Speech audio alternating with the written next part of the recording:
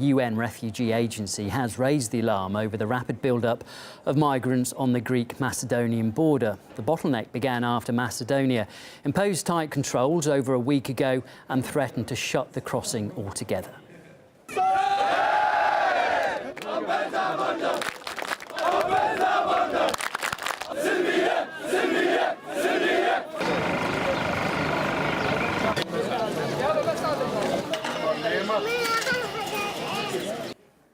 Well, most of the refugees arriving in Greece do plan to travel further through the EU to Central and Northern European countries, which were once considered relatively open to asylum seekers. Vilket Europa ska vi ha? Vilket Europa ska vi vara? Och mitt Europa, det tar emot människor som flyr från krig. L'Europe, c'est un ensemble de principes, de valeurs. People who are in humanitarian need should be allowed in. Und keine Grenze, kein Zaun der Welt kann eine moderne Völkerwanderung stoppen.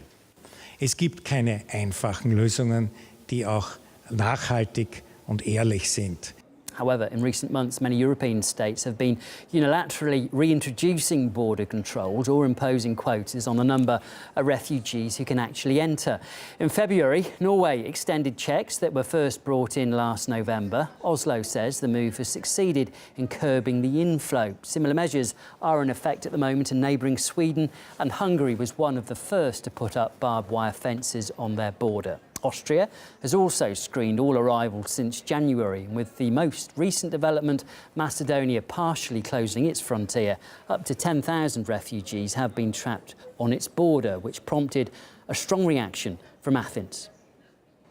Ότι ζούμε την μεγαλύτερη κρίση, τη μεγαλύτερη προσφυγική κρίση, τη μεγαλύτερη μετακίνηση πληθυσμών μετά το Δεύτερο Παγκόσμιο Πόλεμο. Συνεπώς, έχουμε να αντιμετωπίσουμε ένα πρόβλημα που υπερβαίνει τις δυνάμεις της χώρας, ένα πρόβλημα που υπερβαίνει τις δυνατότητες μιας κυβέρνησης, τις εγγενείς αδυναμίες μιας ένωσης, ολόκληρης της Ευρωπαϊκής Ένωσης.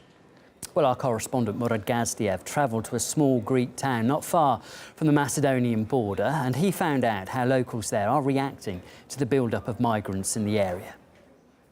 This is Polykastro, a small community in northern Greece, one of the places that refugees have been moving through, transiting through on their way to the north, to the border with Macedonia, into Europe. This is a small community and life is much slower here. It's much more measured. So this whole crisis has certainly upset things. And it'd be interesting to hear what the locals have to say about this. On the one hand, we feel sorry for children that arrive, as well as their mothers, as I'm a mother myself. But on the other hand, Greece is so small. There is a fear that we will be evicted from this place one day. When a large number of people gather somewhere, if they're unable to move out and they want to feed their family, what can they do? They will start stealing, even killing, if it gets them money. My heart hurts when I think of these people, and tomorrow we could be in their place. We feel for migrants, would like to provide them with more help, but we just don't have the possibility, especially financially, and that worries us a lot. We're not going to get anything here. Nothing will be fixed. Our people and the Greeks have left. Most of them are already in Germany, the Netherlands, or Cyprus. So many asylum seekers have flooded the streets here. 4 new refugee camps have sprung up in this area, and everybody we spoke to, they voiced sympathy for the plight of the refugees that they're having to suffer for wars that they didn't create.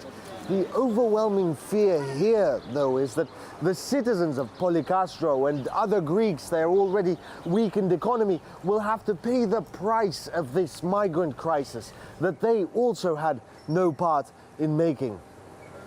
Murad Gazdiev reporting from Greece there. Well, sociologist Aliki Moriki thinks that Greece is being scapegoated due to its geographical position. The Greek authorities may have been very slow in organizing the hotspots and providing safe passage to the refugees and the migrants that are coming through, but it's not at all responsible for the refugee crisis. We have 10,000 kilometers of coastline which are impossible to to police. Some countries want to use Greece as an scapegoat because what they really don't want is to receive a number of refugees that they have agreed to receive.